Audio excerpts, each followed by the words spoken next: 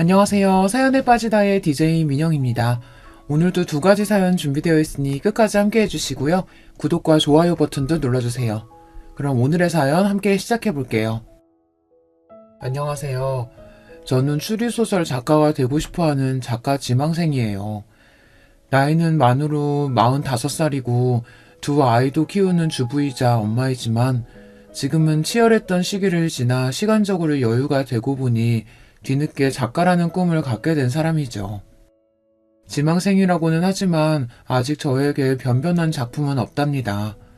요즘 책을 읽고 서평이나 간단한 글을 쓰면서 습작을 하고 있어요. 그러던 차에 문득 제가 구독하고 자주 보는 여기 유튜브 채널에서 사연을 모집하고 있다는 글을 보았어요.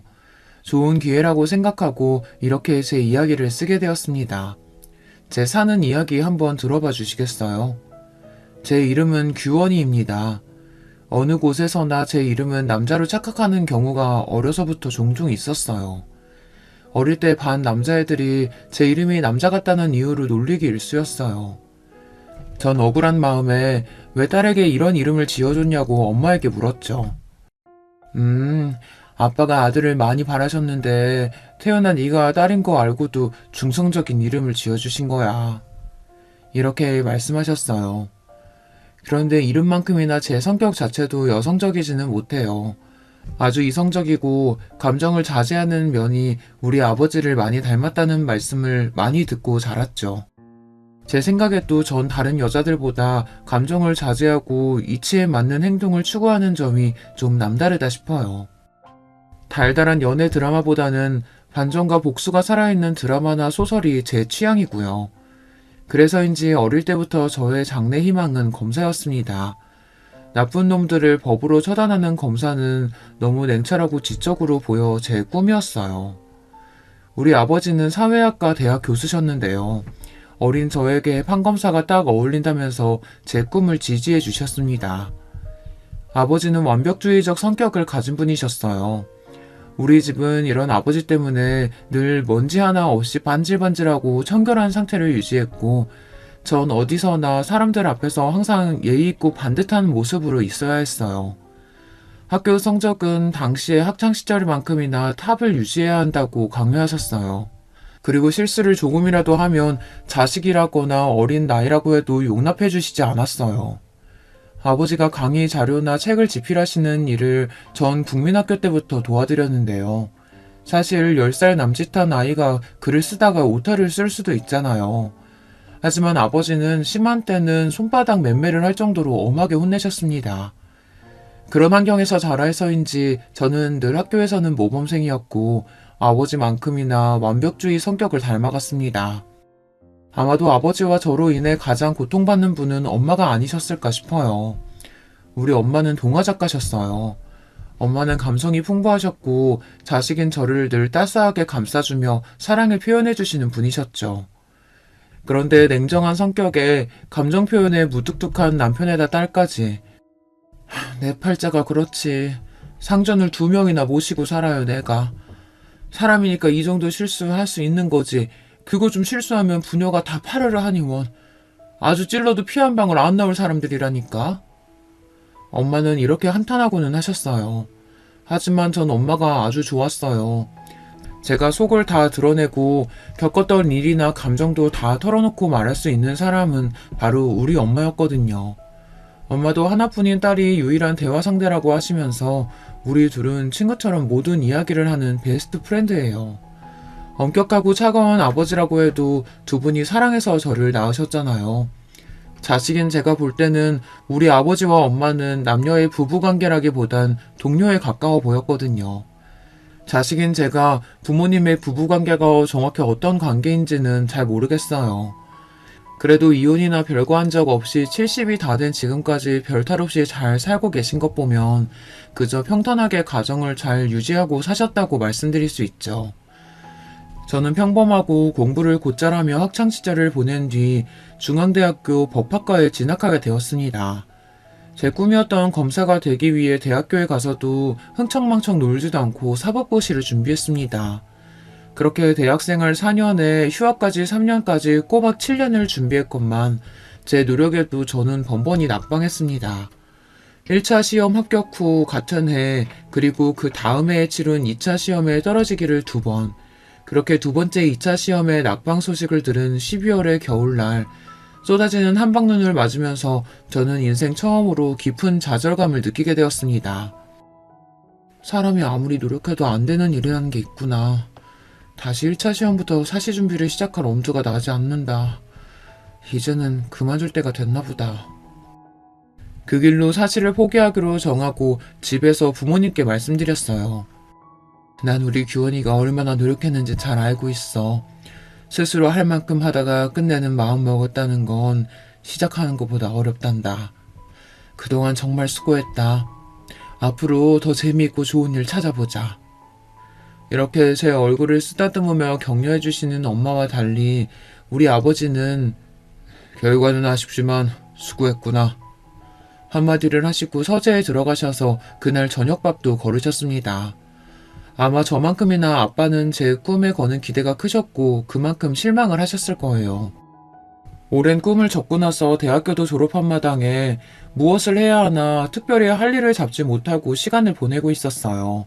그러다 보니 제 나이가 어느덧 28, 홍기에 들어서자 아버지는 제 신랑감으로 점치고 온 남자가 있다고 했습니다. 그는 아버지의 휘문교교 동창으로 절친한 친구분의 둘째 아들로 중견기업에 다니고 있는 능력 있는 인재라고 아버지는 소개하셨어요. 결혼하지 않고 살 생각은 해보지 않았고 사귀는 남자나 마음에 담아둔 남자도 없었기 때문에 굳이 아버지의 제안, 아니 강요를 거절할 이유는 없었습니다. 단지 어른들의 집안끼리 남녀가 만난다는 사실이 좀 구닥다리 같아서 창피했다는 점 빼고는 말이에요. 어쨌든 어른들끼리 정하신 날짜에 전 단정한 정장을 입고 워커힐 호텔로 갔습니다. 약속한 1시에 늦지 않기 위해 집에서 1시간도 안 되는 가까운 거리이지만 더 일찍 나선 저는 택시를 타고 가던 길에 문자 한 통을 받았습니다. 그 문자는 만나기로 한 맞선남이 보낸 것이었어요. 안녕하세요. 오늘 만나기로 한 최영훈이라고 합니다. 죄송해서 어쩌죠. 급한 회사 일이 생겨서 지금 회사에 있습니다. 원래 만나기로 한 워커힐 호텔 말고 종로의 썸데이 카페에서 봐도 될까요? 전 약속을 중요시하고 특히 시간 약속은 강박에 가까울 정도로 정확하게 챙기는 성격이라 이때부터 맞선남에 대한 첫인상은 좋지 않았습니다. 피치 못할 사정으로 장소를 변경한다면 적어도 3시간 전에는 통보했어야 하는 것 아닌가요? 불쾌한 마음을 참고 행선지를 종로로 바꿔서 갔습니다. 카페에 가보니 맞선남은 이미 와서 저를 기다리고 있었어요. 저를 보자마자 자리에서 일어나서 허리를 굽혀 꾸벅 인사를 했습니다. 여기까지 오시게 해서 이거 초면에 실례가 많았네요. 최영훈이라고 합니다. 저희 아버지 친구분의 따님이시라고 좋은 이야기 많이 들었습니다. 네, 만나서 반갑습니다. 저도 말씀 많이 들었어요. 영훈 씨는 네이비색 스트라이프 수트 정장을 입고 있었고 머리는 깔끔하게 빗어넘긴 멋있는 회사원의 모습을 하고 있었어요. 외모가 수려하다거나 매력이 넘쳐 흘러서 설렐 정도는 아니었지만 편안하고 인간적인 호감이 생기기에 충분한 사람으로 보였죠. 제 생각에 영훈 씨도 저를 보는 눈빛이 반짝인다거나 설레이는 느낌은 아니었던 것 같습니다. 그렇게 생각하면 여자로서 기분이 나빠야 하는데 저는 별로 아무렇지 않았습니다. 왜냐면 그 남자와 제가 애정이 샘솟아서 사랑으로 결혼하는 건 아니잖아요. 쇠땅이처럼 쉽게 뜨거워지고 쉽게 차가워지는 그런 사람도 그런 사랑도 제 스타일이 아닙니다. 남편은 저와 대화하면서 점점 제 이야기에 귀를 기울였어요. 아마 그 사람도 별 기대 없이 나왔는데 제가 파트너감으로 나쁘지 않았다는 계산을 했던 것 같아요. 저는 설립한 지 60년이 넘은 식품 제조회사 만나기업에 다니고 있습니다. 나이는 32이고요. 올해 막 과장으로 승진했습니다. 아, 초고속 승진이시네요. 32의 나이에 과장이면 빠른 편 아닌가요? 네, 입사 동기들 중 가장 빠르죠. 하지만 저는 여기에 만족하지 않습니다. 우리 아버지는 같은 기업에서 상무까지 지내시고 은퇴하셨지만요. 전 반드시 CEO 대표까지 달고 말 거예요. 이렇게 말하는 영훈 씨의 말에서 강한 야망을 엿볼 수 있었어요. 남자가 그 정도 배포를 갖고 어떤 큰일을 할 수 있다면 제 남편감으로 괜찮겠다고 생각했죠. 하지만 더불어서 왠지 그는 서툴고 치밀하지는 못한 성격이라고 생각했습니다. 자신의 능력을 과시한다며 이야기하는 회사에서의 무용담을 잘 들어보면 짜임새가 좀 부족했고 거짓이 아닐까 싶은 부분들이 보였어요.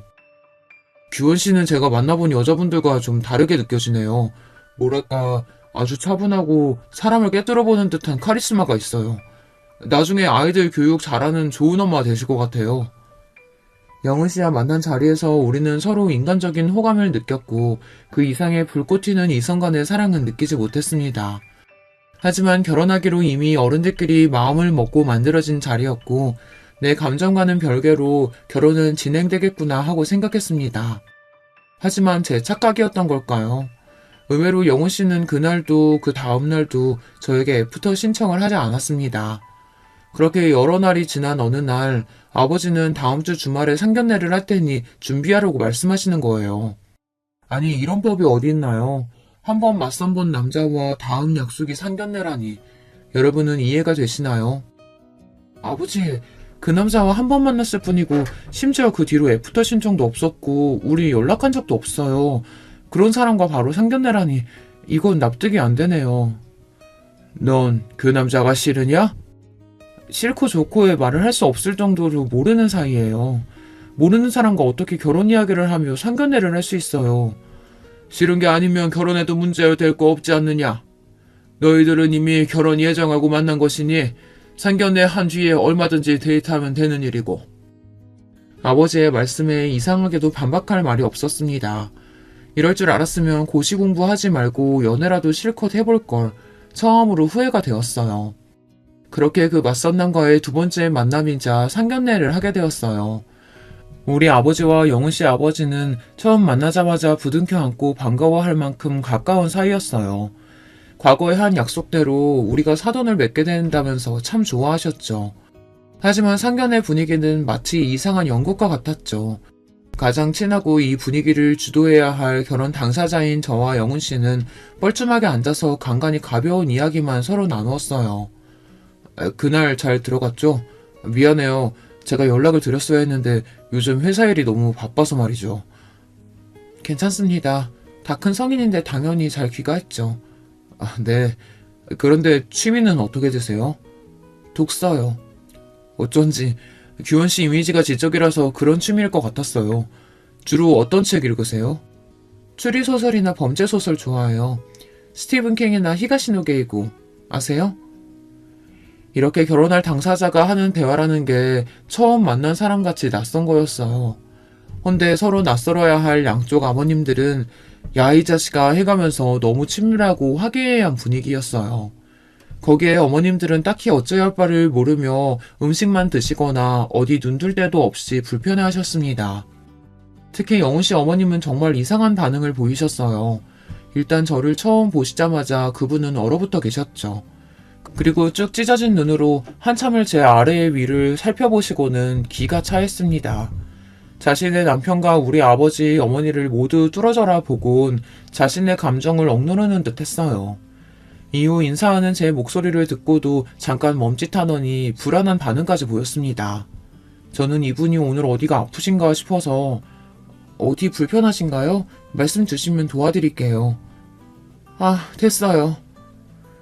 처음 만난 예비 며느리에게 과하게 쌀쌀맞은 반응이었습니다. 이렇게 기묘한 상견례 자리에서 어색한 결혼 당사자들과 불편함이 가득한 어머님들에도 불구하고 결혼식 날짜와 장소까지 일사천리로 잡혔습니다. 무려 2달 반 뒤에 급박한 날짜였지만 양쪽 아버지들의 추진력으로 결혼 준비는 빠르고 차질 없이 이뤄졌어요. 영훈 씨와 데이트 10번도 못 채우고 우린 결혼을 했습니다. 하지만 우리 엄마는 결혼식 전날 제 손을 잡고 걱정 가득한 얼굴로 말씀하셨어요. 규원아, 아무리 아버지가 무섭다고 억지로 결혼해서는 안 돼. 10번도 안 만난 남자에게 네 인생 맡기는 것이 난 아무래도 걱정되는구나. 저도 이런 결혼이 있나 싶게 어이없긴 해도 그래도 엄마, 그 사람이 싫거나 밉진 않아요. 인간적인 호감도 있으니 잘 살아볼게요. 너무 걱정 마요. 아니, 영훈이보다도 그 집 엄마 말이다. 상견례 때 봤을 땐 인상이 너무 아니더라. 반응도 좀 이상했고 말이야. 가뜩이나 시댁에서 시모 자리는 중요한데 그때 너를 보는 눈빛하며 말투가 마치 원수 보듯한 게 말이지. 내 딸을 그런 집에 보낸다는 게 난 너무 꺼림칙하다. 번갯불에 콩 구워 먹듯 한 결혼이었지만 엄마의 걱정과 달리 결혼 생활은 평온했습니다. 전 남편이 회사에 간 사이 오전에는 집안일을 해놓고 오후에는 도서관에 가서 남편이 부탁한 자료를 찾고 검토해서 요약까지 해놨어요. 그리고 제가 좋아하는 책을 보다 근처 카페에 들려서 음악을 들으며 커피 한 잔을 하고 집에 돌아옵니다. 남편의 저녁 준비를 하다가 남편이 집에 오면 같이 저녁을 먹고 하루의 이야기를 하다 같이 잠이 듭니다. 이런 전업주부 생활이 전 안 맞는 옷과 같을 줄 알았는데 의외로 재미있고 마음의 평온함을 주는 생활이라 잘 적응하면서 지내고 있었어요. 제가 이해심이 깊고 성격이 무던한 편이라 같이 지내기에 편안하고 회사 일에도 많은 도움을 주고 있다며 남편은 고마워했어요. 남편은 그동안 만난 여자들이 감정 기복이 크고 변덕스러웠는지 저 같은 여자는 처음 본다며 변변히 신기해했습니다. 어느 날 남편 회식 자리에서 후배분이 제게 연락을 했습니다. 최 과장님이 너무 많이 취해서 사모님이 모시러 와주셔야겠다고요. 차를 몰고 종로로 가보니 남편은 인사불성의 상태였고 저는 동료분의 도움으로 남편을 차에 태워 집으로 운전하는 중이었습니다. 남편은 잔뜩 취한 채로 제 손을 잡고 다른 여자의 이름을 부르기 시작했습니다. 소영아 보고 싶다. 미안하다. 그 여자가 누구인지는 모르겠지만 짐작은 할 수 있었어요. 남편이 저와 선을 보기 전에 이야기를 얼핏 들었기 때문입니다. 남편은 소영이라는 여자와 군대 다녀와서부터 사귀었고 많이 사랑하는 사이였다고 해요. 결혼을 약속할 만큼. 하지만 부모님, 특히 아버지께서 소영 씨의 집안에 문제가 많다며 반대하셨다고 합니다.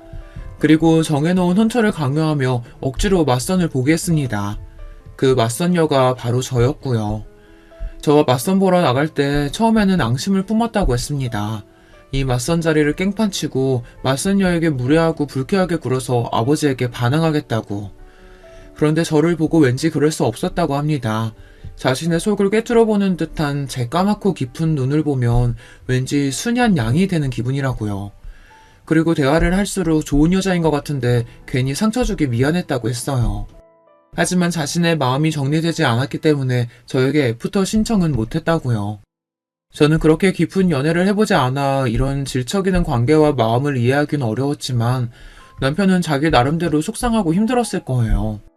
하지만 술에 취해서 다른 여자의 이름을 부르는 건 얄미워서 옆구리를 콱 꼬집어주고 나서 집에 눕혔습니다.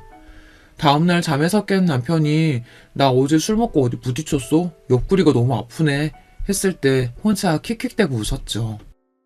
결혼생활 1년 만에 첫 아들을 낳았고 1년 뒤에는 둘째 딸을 출산하고 연년생 애기들을 키우면서 저는 많이 바빠졌습니다.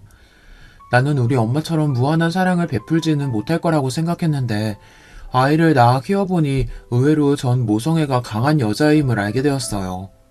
자식이 먹는 것만 봐도 배부르다, 눈에 넣어도 아프지 않을 만큼 이쁘다, 이런 말이 그냥 하는 말이 아니라 정말 제 심정이 꼭 그랬습니다.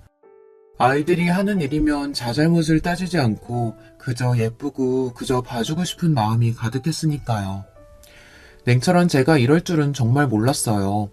출산과 육아는 정말 놀라운 경험인 것 같아요. 그때부터 저의 인생은 아이들뿐이라고 해도 과언이 아니었습니다.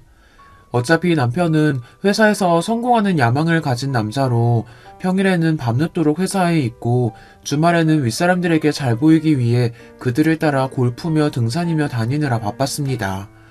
그리고 이 남자에게는 부성애 같은 것은 없어 보였어요. 우리 아이들과 잘 놀아주거나 교육에 관심을 갖지 않았거든요. 다른 집 여자들은 이런 얘기를 들으면 서운하겠다, 남편에게 바가지라도 긁어봐라 이렇게 이야기했지만 저는 아무렇지도 않았습니다.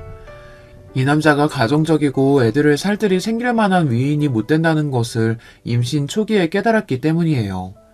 제가 입덧이 심했던 임신 3개월 때의 일이 생각나네요. 저는 원래 식탐이 없고 평생 소식하던 사람인데 입덧 때는 갑자기 음식이 안 먹히다가 또 갑자기 음식을 한꺼번에 많이 먹는 이상한 경험을 했습니다. 여보, 일주일 동안 음식이 안 먹혀서 물밖에 못 먹었는데 갑자기 오늘 새벽부터 아구찜이 너무 먹고 싶어요. 퇴근할 때 회사 근처 단골집에서 포장해 줄 수 있어요? 남편이 회사에 있을 때 전화해서 이렇게 부탁했어요. 나 오늘 회식이라 안 되겠어. 회식 끝나면 거기 가게 문 닫을걸? 당신이 회식하는 중간에 나가서 포장해 오면 되지 않겠어요? 내가 먹고 싶다기보다는 뱃속에 아이가 먹고 싶은 것 같아요. 자기가 먹고 싶으면서 애기 핑계는. 그냥 참으면 안 돼? 아구찜이 뭐라고. 모냥 빠지게 회식하는 남자가 중간에 나가서 마누라 걸 사가겠어? 남편은 이렇게 단칼에 거절하고선 그날도 술이 떡이 돼서 밤늦게 귀가했습니다. 남편은 원래 저나 애들을 잘 챙기지 않는 무심한 남자라는 걸 잘 알고 있고 어지간한 일에는 서운해하지도 않는 저였지만 이때는 임신한 때라 그런지 너무하다는 기억이 아직도 있어요. 남편은 그저 열심히 일하고 돈을 벌어오는 가장일 뿐 남편의 역할도 아버지의 역할도 잘 하지 못한 사람이었습니다. 그리고 사실 남편이 회사에서 일하는 성과의 절반은 제 몫이라고 생각합니다. 남편이 회사에서 CEO까지 오르겠다는 야망에 비해서 가진 능력은 부족한 사람이었어요.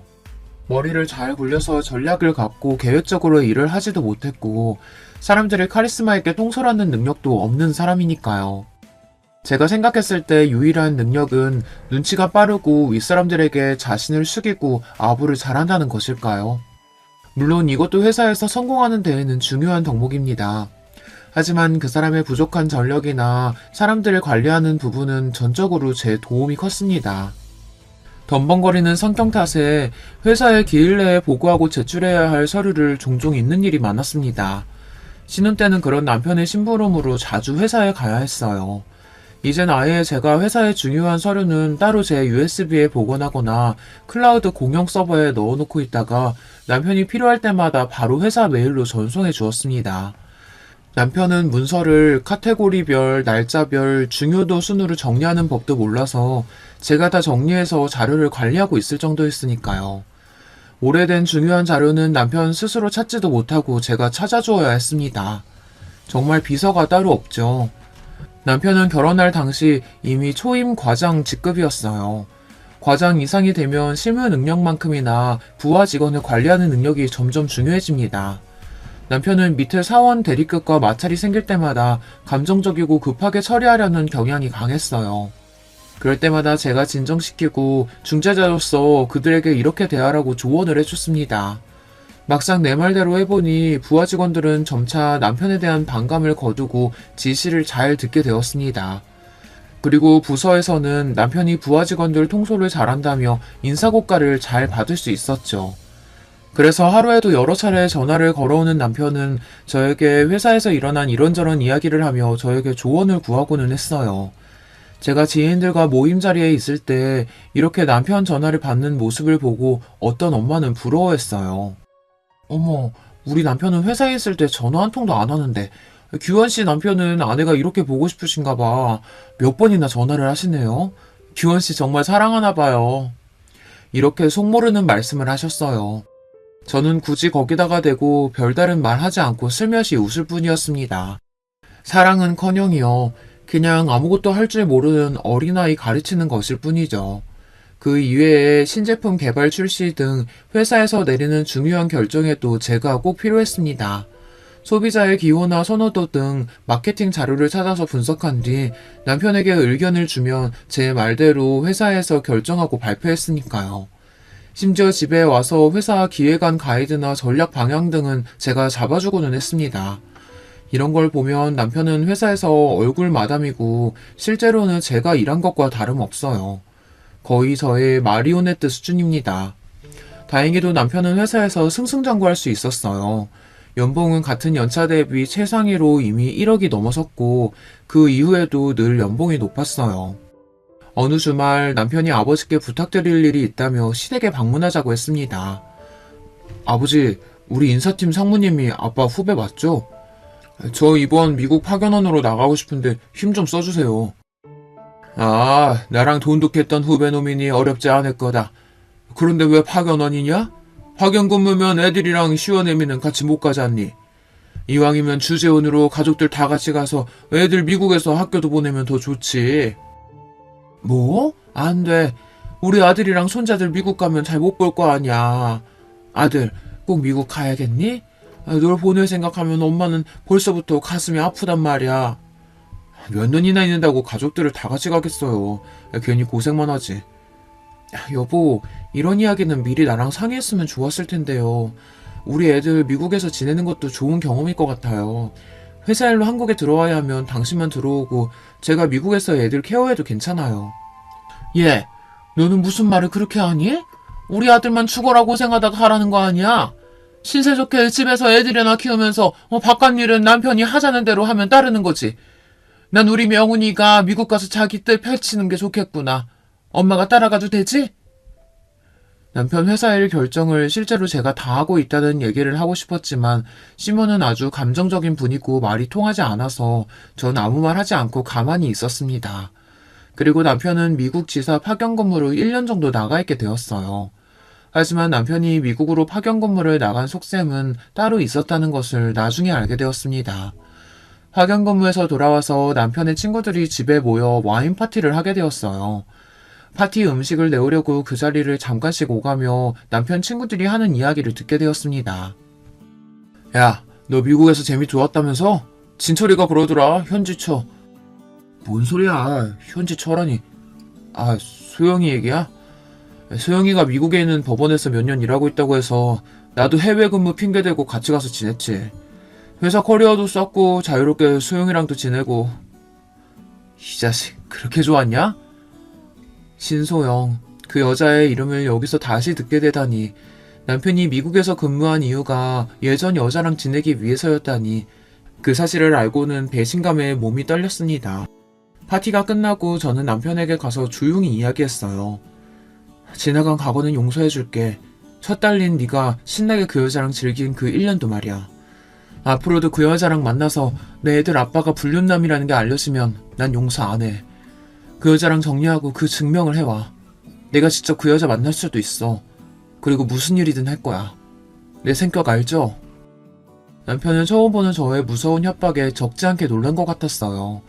다음날 저는 최 과장의 미국 지사 근무, 미국의 현지처와 동거하기 위해서 라는 제목으로 글을 써서 남편의 메일로 보냈습니다. 회사 사내 게시판에 이거 올리면 재밌겠죠? 신소영과 관계는 끝났나요? 라고 덧붙여서 말입니다. 이러자 남편은 겁을 먹고 생각보다 빠르게 신소영과의 관계를 정리했던 것 같습니다. 남편이 결혼하고 싶은 여자이고 그렇게 많이 사랑했다고 들었는데 고작 이 정도 협박으로 정리를 하다니 좀 신기하기는 했어요. 역시 남녀간의 사랑이란 참 더덥구나 싶고 대단한 사랑이 아니라 그저 불륜이었을 뿐인 건가 싶어서 비웃음이 나더군요. 제가 말씀드렸잖아요. 남편은 그렇게 치밀하지 못하다고요. 자기가 하는 거짓말들을 제가 다 속아 넘어갈 거라고 생각하니 어이가 없었어요. 밖에서 여자애는 술집 가서 놀고 오는 건 이미 알고 있고요. 그렇게 한번 놀고 오는 거 정도는 별소리 없이 넘어가 줬을 뿐입니다. 그리고 그 남자는 자신의 커리어와 인생을 희생할 만큼 누군가를 깊이 사랑할 만한 위인이 못 된다는 것을 아내인 제가 알고 있어요. 남편이 바람 폈다는 일은 그래도 제가 감당할 수 있었어요. 결혼 생활 동안 감당하기 힘들었던 사람은 바로 시모였습니다. 사람이 누군가를 너무 미워하면 우린 그렇게 생각하잖아요. 상대방이 그만큼 미워할 짓을 했을 거라고요. 그런데 제가 당해보니 전혀 아닌 경우도 있더라고요. 시모는 그냥 저를 처음 봤을 때부터 못 볼 것을 본 것처럼 놀라고 소름끼쳐 했습니다. 제가 입을 여니 더욱 저를 뻔히 쳐다보면서 그냥 제가 싫다고 하네요. 학벌도 집안도 성격에 문제가 있어서가 자신에게 뭘 잘못해서가 아니고 그냥 싫다고 하니 당하는 당사자로서 미치고 팔짝 뛰겠더군요. 그리고 감정미복이 널뛰고 저만 보면 히스테리를 부리니까 저는 시모를 대하는 일이 너무 어렵고 힘들었습니다. 어머님, 이번 돌아오는 생신 때는 뭐 드시고 싶으신 거 있으세요? 너 입은 옷 그게 뭐니? 네가 그런 화사한 핑크색이 어울린다고 생각하니? 아휴, 꼴 사나워서 못 보겠네. 이렇게 질문에 전혀 엉뚱한 대답을 하는 데다가 밑도 끝도 없이 제 옷차림을 보기 싫다고 하는 날도 있었습니다. 시모는 제가 남편 옆에 앉아있는 것도 싫어했습니다. 남편 옆에 제가 있으면 그 사이를 비집고 들어와서 자기가 앉거나 남편을 불러내거나 아니면 저에게 다른 일을 시켰어요. 그래서 전 시댁에 가면 무조건 따로에 혼자 앉아있는 것이 편합니다. 절 잡아먹을 것 같이 구는 시모도 싫고 남편 옆에 있으면 못 살게 구니까요. 시부는 그래도 말이 통하는 이성적인 분이십니다. 며느리 사랑은 시부라고 하더니 이 집안에서 따스하게 대해주시는 분은 시부뿐인 것 같아요. 시모가 구박하면 조용히 제게 와서 손을 잡고 미안하다 아가, 내가 부덕한 탓이구나 하고 저를 위로해 주셨어요. 왜 시부가 미안하다고 하는지 이해가 안 갔지만 누군가 내 편이 있다는 일이 이렇게 든든한지 미처 몰랐죠. 시부는 남편과 시모 몰래 저를 챙겨주시는 부분도 많았습니다. 생일이나 기념일에 꽃바구니를 배달시켜 주시고 아무 날도 아닌데 저만 보면 용돈을 자꾸 주시려고 해요.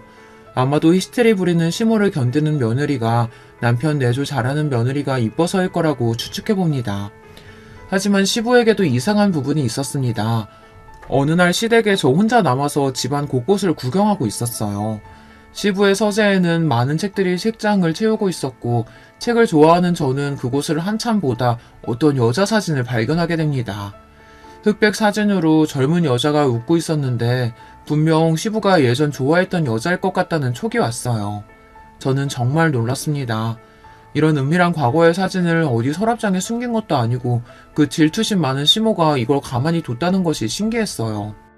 남편이 결혼 전 사귀었던 신소영도 그렇고 시부에게까지 내연녀가 있었던 걸까 이런 의문이 들었습니다.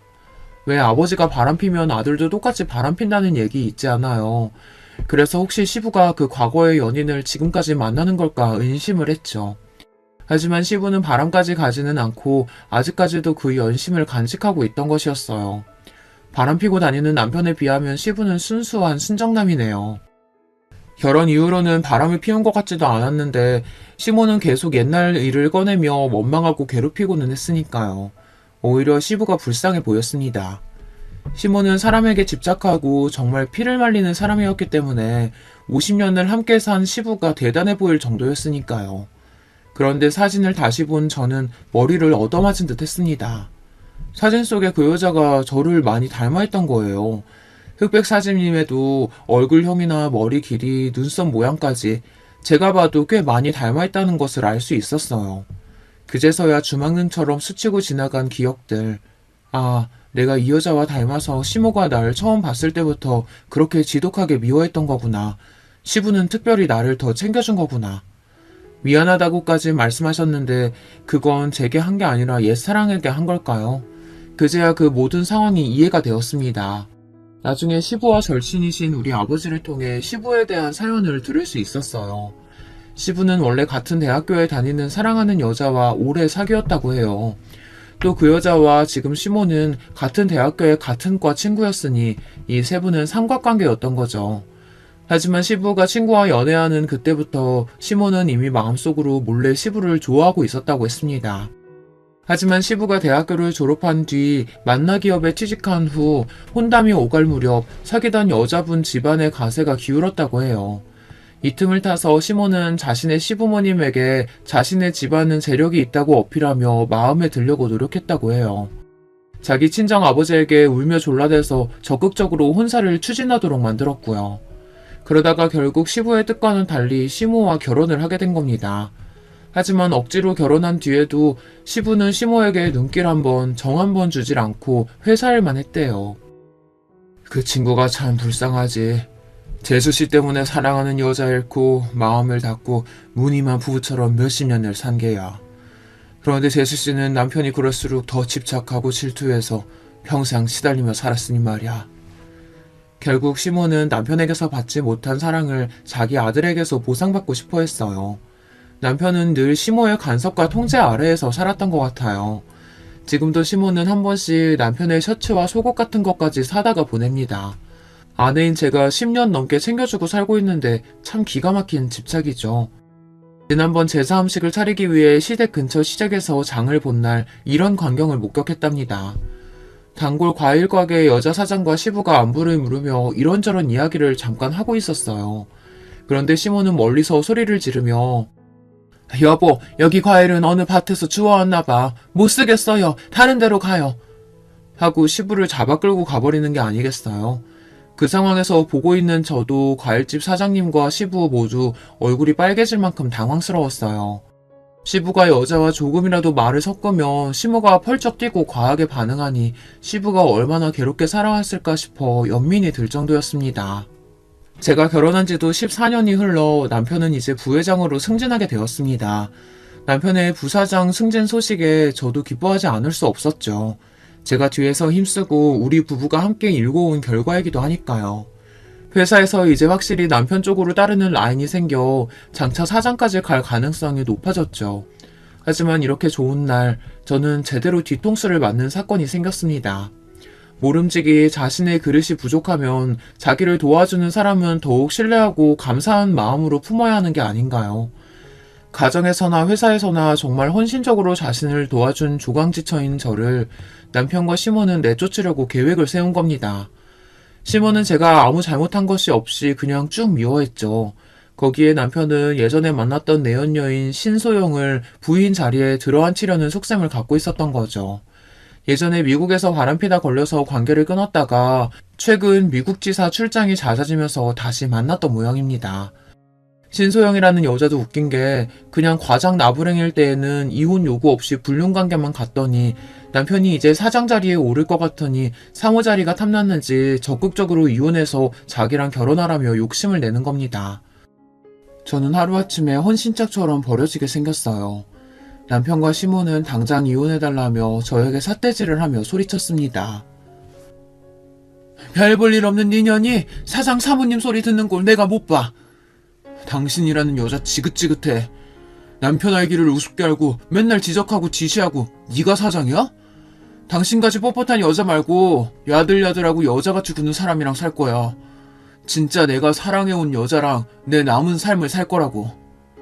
그럼 내 아들이 어떤 사람인데 이제 만나기업 사장이 될 우리 아들인데 저런 여자 갖다 버리고 입맛에 맞는 여자 들이잡구나. 이렇게 기가 막히고 억울한 일을 제가 당하다 보니 말문이 막혀서 제대로 항변도 못했어요. 그들이 집을 나가고 혼자 곰곰이 생각해봤습니다. 내가 살아온 인생이 정말 이 정도밖에 안 되는 걸까? 결혼 생활 전부를 남편의 출세와 아이들의 행복을 위해 살았는데 결과는 고작 이것이라니. 믿을 수가 없었고 너무 억울해서 누구라도 붙잡고 호소하고 싶었어요. 하지만 그런 제 심정과는 별개로 전 저 남편과 시모랑 계속 사는 것이 과연 옳은 일일까 하는 고민이 되었습니다. 당연히 저들에게 복수하고 싶죠. 하지만 복수하겠다고 이혼하지 않고 버티면 제 인생이 너무 시궁창같이 구질구질해질 것만 같은 거예요. 그래서 저는 쿨하게 저들의 요구대로 이혼을 해주고 제가 얻을 것은 얻어내자라는 마음이었습니다. 저는 법대 동창생 중 변호사로 개업한 친구를 만나 이혼 조정 합의서를 작성했습니다. 이혼 합의서에는 제가 요구하는 몇 가지 조건을 달았어요. 첫째, 아이들의 친권과 양육권은 내가 갖는다.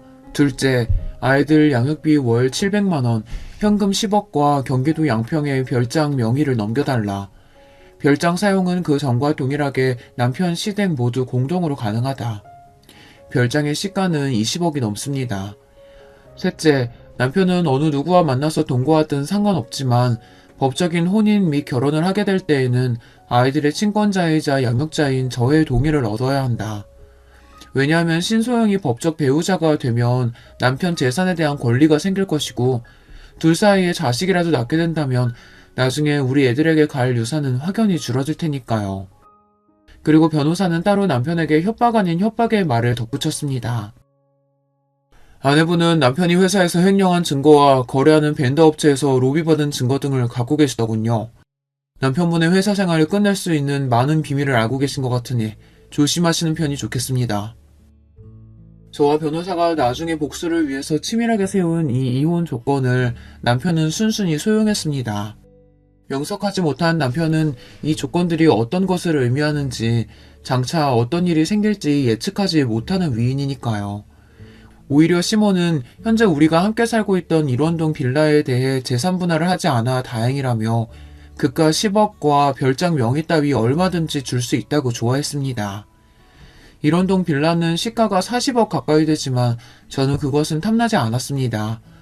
애들의 양육비와 현금 10억으로도 앞으로 생활하는 데 불편함이 없을 거고 양평 별장은 당장 팔 필요는 없지만 다른 이유로 저에게 필요했습니다.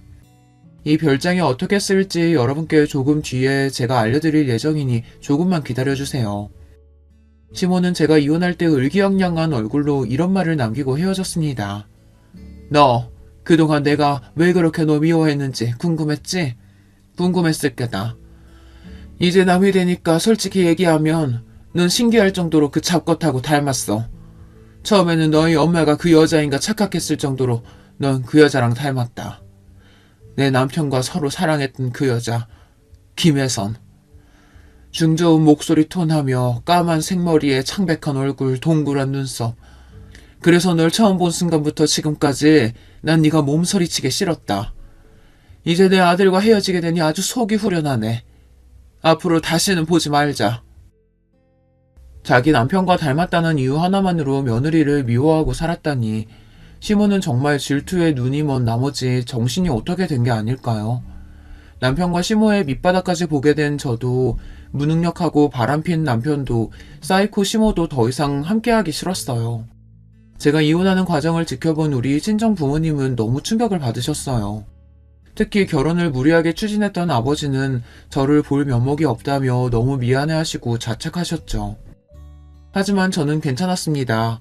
결국은 그들에게 복수할 것이니까요.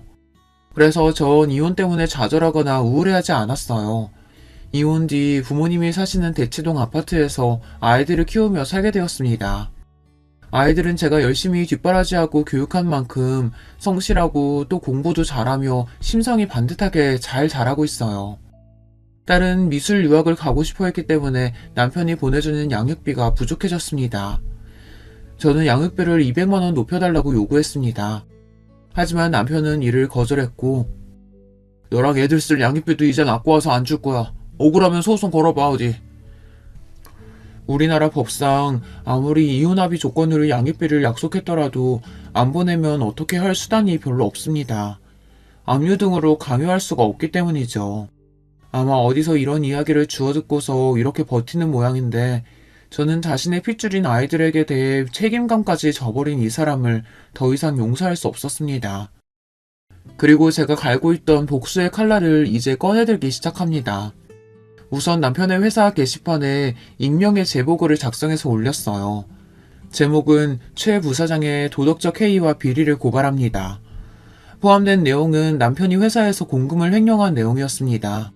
해외 출장 명목으로 개인적으로 여행하고 즐긴 회사 비용, 거래하는 벤더 업체에서 로비로 술자리 접대와 현금 및 금괴를 받았던 일들을 상세히 적었습니다. 그리고 사내 비서와 불륜한 일도 함께 제보했습니다. 남편은 저를 내쫓고 자기의 사랑이라던 신소영과 동거하면서도 회사에서는 비서와 놀아난 것입니다. 정말 말도 안 되게 저지른 사람입니다. 이것만으로 끝난다면 저의 진짜 복수가 아닐 거예요. 남편 회사의 사장님에게 익명으로 퀵 우편을 보냈습니다. 거기에는 우리 양평 별장에서 남편이 회사 임원들과 정부 관료들에게 로비로 접대하며 매춘부들과 놀았던 영상이 담긴 USB를 넣었습니다. 저는 사실 시댁의 양평 별장을 이용하면서 10년 전 몰래 CCTV를 설치해 여기에서 일어난 일들을 녹화하고 있었어요. CCTV를 달게 된 계기는 남편이 이 별장에서 내연녀를 데리고 와서 놀았던 것입니다. 나중에 증거나 협박 수단으로 쓰기 위해 달았던 것이 이렇게 지금 중요한 복수의 수단이 되었어요. 복수의 결과는 오래되지 않아 금방 나타났습니다. 남편은 제가 사장에게 CCTV를 보낸 그 다음날 바로 회사에서 잘렸거든요. 그리고 남편은 사내 게시판 제보로 자신의 파렴치하고 무능력함이 만천하에 퍼졌습니다. 회사에서 잘린 뒤 어느 기업에서도 남편을 써주지 않을 것이 명백했습니다. 남편과 시모는 사장 자리까지 생각했을 텐데 얼마나 실망하고 좌절했을까요? 제 복수는 하나 더 남았습니다. 제가 억울하게 쫓겨날 때 시부는 말도 안 되는 일이라며 저와 함께 슬퍼하고 원통해했습니다. 그리고 시부는 우리 친정아버지와 한잔하러 친정집에 들르실 때마다 늘 저에게 미안해하시고 따로 아이들 양육비를 챙겨주셨습니다. 술에 취해서 시부는 한 번씩 마음속 소망을 꺼내고는 하셨어요. 시모와의 황혼 이혼 말입니다. 제 복수로 남편이 회사에서 쫓겨난 과정의 일을 알게 된 시부는 이제 아내만이 아니라 아들에 대해서도 깊은 실망을 느끼시고 진지하게 이혼을 고민하셨습니다. 그리고 그 고민하시는 과정에서 우리 친정아버지와 제가 거들어서 결국 시부는 시모에게 이혼을 요구하고 그 집에서 나오셨습니다. 시부가 나오면서 시모는 자존심도 없는지 시부에게 매달려서 울고불고 난리였어요. 이제 와서 당신 왜 이래요? 우리가 함께 산 세월이 얼만데 제발 나 버리지 마세요. 난 그 50년 세월 동안 한순간도 당신을 마음에 담아둔 적이 없다는 거 당신도 알지 않소? 우리 앞으로 살 날이 얼마나 남았다고. 이제 각자 편하게 삽시다. 난 당신과 1분 1초도 함께 살 수가 없어. 당신 이러는 게 결국 김혜선 그년한테 가는 거야? 당신이 아직까지 그 여자 마음에 품고 있는 거 내가 모를 줄 알아? 미친 소리 그만해. 그 여자는 죽은 지 10년도 더 됐어. 젊은 시절 사랑했던 일 하나 때문에 당신은 결혼 내내 나를 괴롭혔다고. 미저리같이 정신병자인 당신과 내 남은 하루도 함께 살고 싶지 않아. 그리고 시부는 매정하게 시모를 내치고 집을 나가버렸습니다.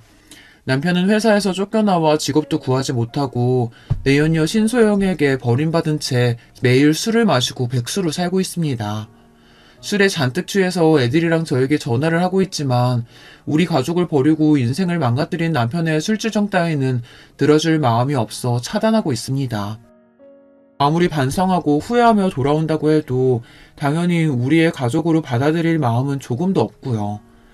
시모는 시부에게 버림받은 뒤 반쯤 실성한 채로 다니던 교회나 모임도 안 나가며 집에서만 지내고 있다고 합니다. 저의 복수곡은 이렇게 끝이 났습니다. 지금까지 제 사연을 들으신 여러분 어떠세요? 제가 너무 매정했던 걸까요? 이따금 제가 이렇게까지 남편과 시모에게 복수한 것이 후회가 되고 있어요. 너무한 게 아닌가 싶어서요. 하지만 아무 잘못 없이 하루아침에 내쳐진 저와 부모의 이혼으로 상처 입을 아이들을 생각하면 제가 한 복수는 통쾌했고 나쁜 인간들에 대한 벌이라는 생각도 들어요. 제가 쓴 글을 봐주신 여러분께 깊은 감사의 말씀을 드리며 전 여기에서 이야기를 마쳐볼까 합니다. 들어주신 모든 분들 안녕히 계세요. 여러분, 두 번째 사연 시작하기 전에 좋아요, 구독 꼭 눌러주실 거죠? 그럼 두 번째 사연 바로 시작합니다. 안녕하세요. 저는 결혼 7년차 평범한 40대 가장입니다. 저희는 5식구인데요. 쉴 틈 없이 사고를 치는 첫째 아들과 아직은 아빠가 제일 좋다는 둘째 딸, 그리고 사랑하는 아내와 그런 아내를 키워주신 장모님, 이렇게 지내고 있죠. 장모님께서 저희와 함께 지내게 되신 것은 최근입니다. 정말 말도 안 되는 일이 저희 가족에게 있었거든요. 저는 한창 사춘기를 겪어야 했던 중2 때 부모님을 교통사고로 잃었습니다.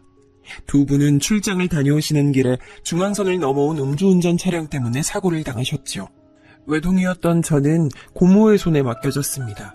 고모와 고모부 그리고 사촌들은 정말 좋은 사람들이에요. 저에게 진심으로 잘해주셨죠.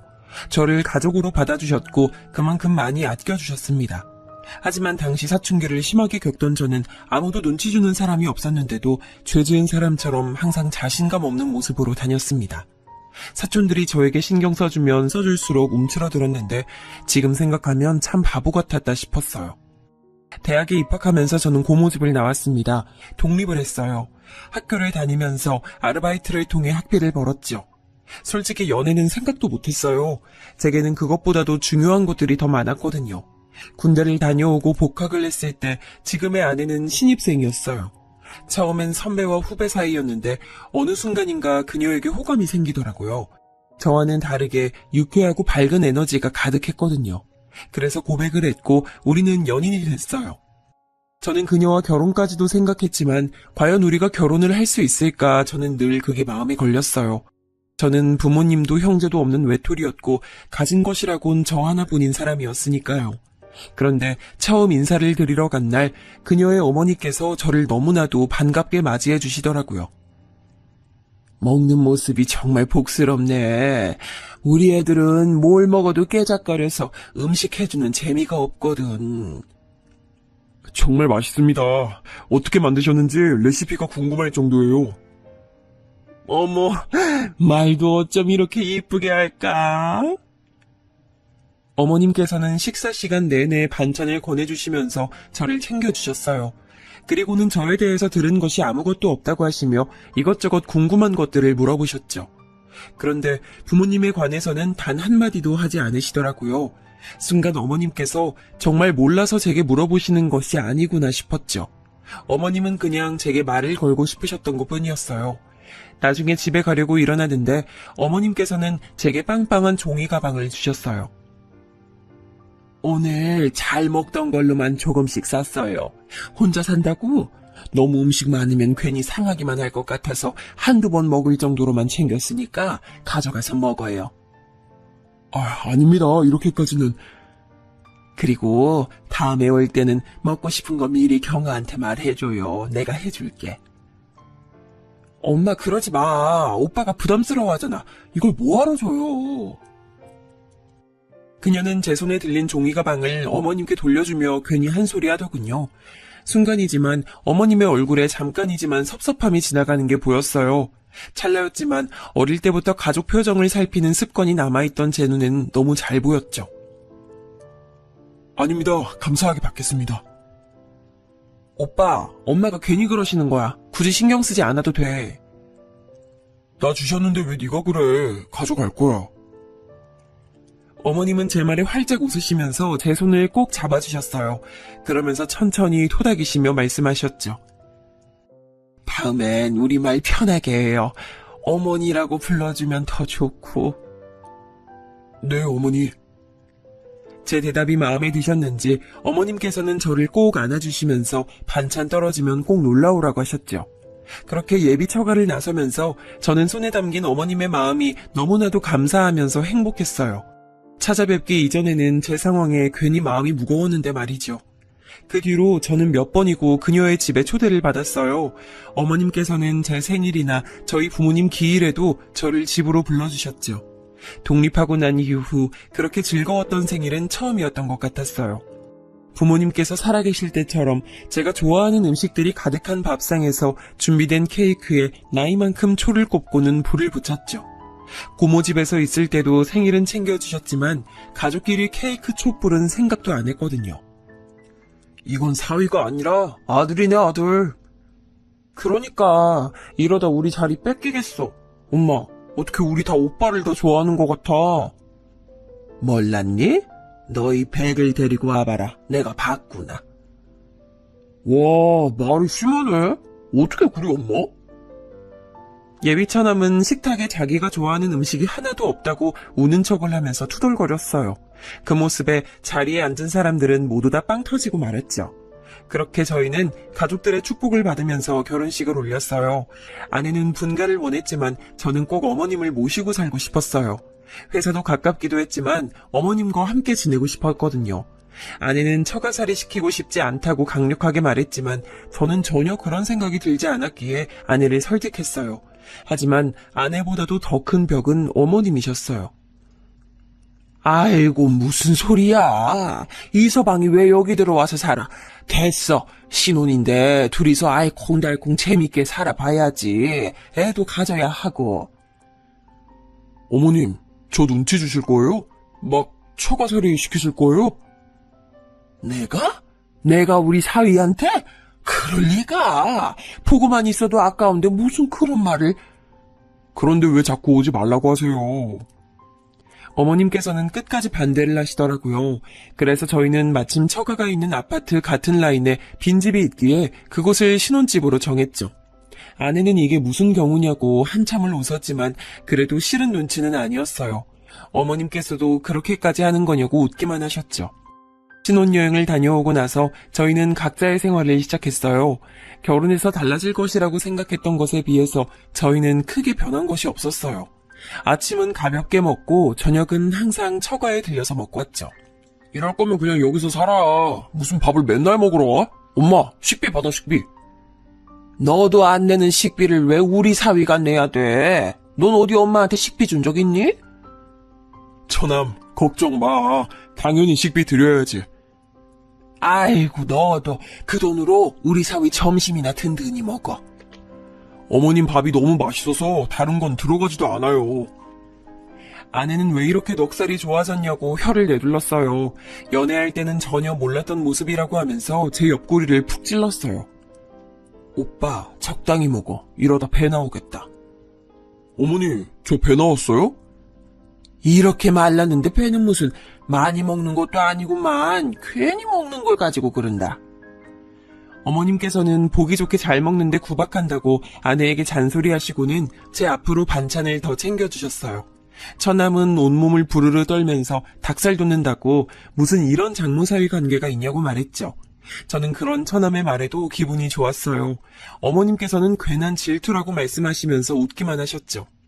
저희 가족은 정말 행복한 시간들을 보내고 있었어요.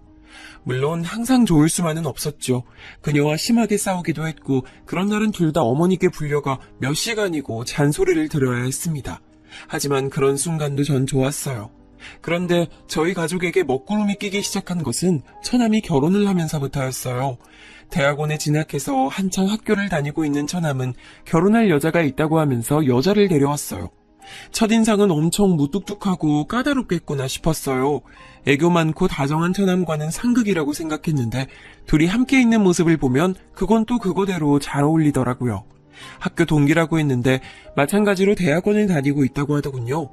저는 솔직히 반대했습니다. 무슨 직장에 있는 것도 아니고 대학원생도 학생 아닙니까? 그런데 결혼을 해서 생활은 어떻게 하려고 하는 건지 무모하다는 생각이 들었죠. 아내 역시 저와 같은 생각을 하고 있었어요. 그녀는 생활비도 스스로 벌어본 적 없으면서 무슨 결혼이냐고 펄쩍 뛰었죠. 하지만 곧 처남댁이 아이를 가졌다는 소리에 저도 아내도 어쩔 수 없구나 싶었어요. 그렇다고 아이를 지우라고 할 수도 없는 노릇이잖아요. 어머니도 아직 결혼은 이르지 않느냐고 하시다가 아이 이야기에 그 말씀이 쏙 들어가셨죠. 아직 아무것도 없는 두 사람은 자연스럽게 어머니 집에 들어와서 사는 것으로 이야기가 됐어요. 처남댁도 아이를 낳고 나면 다시 학교로 돌아갈 생각이라고 하더군요. 결국은 아이를 키우고 케어하는 것을 전부 어머니께서 해야 하는 상황으로 흘러가게 됐어요. 아내는 처남을 불러서는 대학원을 졸업하면 연구소든 어디든 취직해서 독립을 하라고 강력하게 말했어요. 처남은 당연히 발끈했죠.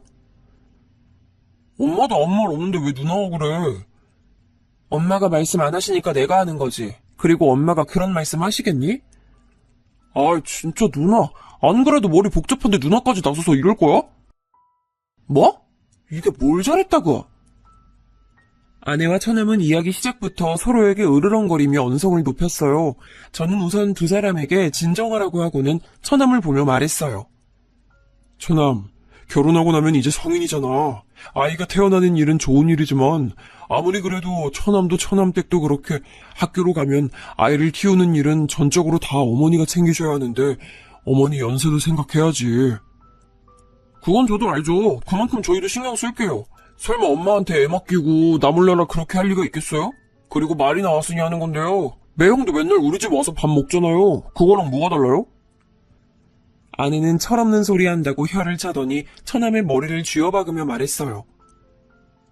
다르지. 우리는 엄마 집밥 뻔질나게 드나들면서 얻어먹긴 해도 그만큼 엄마한테 해드리잖아. 넌 이 사람이 하는 것처럼 할 수 있어? 처남은 가만히 생각에 빠진 얼굴로 저를 바라봤어요. 아내는 그런 처남을 더 몰아붙이더군요. 네가 분기별로 친구들이랑 여행 다녀오시라고 보내드리기라도 할 거야? 아니면 기분 전환하시라고 공연을 보여드리기를 해? 너 이 사람 반만큼이라도 하고 나서 그런 말을 해. 그건 아직 내가 공부 중이니까. 그러니까 아직 공부 중인데 사고는 왜 치냐고! 아내는 버럭 소리를 지르며 다시 대화를 원점으로 만들었어요. 처남은 그렇게 될 줄 알았냐고 반박했지만 처음에 비하면 많이 소리가 작아졌죠. 아내와 처남의 다툼은 그날도 아내의 승리로 끝이 났습니다. 처남은 공부를 마치는 대로 취직을 해서 독립을 하겠다고 하더군요. 저는 물론 그런 결심도 중요하지만 그 결심만큼이나 결혼 이후 어머니께 잘해드렸으면 좋겠다고 당부했어요. 처남은 잘 이야기하겠다고 했죠. 가족이 늘어난 것은 확실하게 티가 나더라고요. 저녁을 먹으러 가면 평소에 비해서 사람들이 북적거리는 느낌이 새롭게 다가왔죠. 어머니께서는 임신한 처남댁의 입덧까지 챙기시느라 평소보다 더 바빠 보였어요. 처남댁이 입덧이 심한 편이라 저녁을 따로 먹는다고 하더라고요. 그럼 어머니, 밥상을 따로 챙겨주세요? 원래 저 때는 음식 냄새만 맡아도 죽을 것 같은 거야. 나중에 경아 임신하고 나면 잘 봐. 나도 입덧이 심했던 사람이라 경화도 걱정이니까. 저와 어머니가 도란도란 이야기를 나누며 저녁 식탁을 준비하는데 처남댁이 얼굴을 내밀더군요. 아직 입덧이 심하다고 하더니 하얗게 질린 얼굴을 하고 있었어요. 안쓰러울 정도였죠. 저는 처남댁에게 많이 힘드냐고 물었어요. 그러자 처남댁은 얼굴을 잔뜩 일그러진 얼굴에 오만상을 쓰면서 미칠 것 같다고 대답했어요.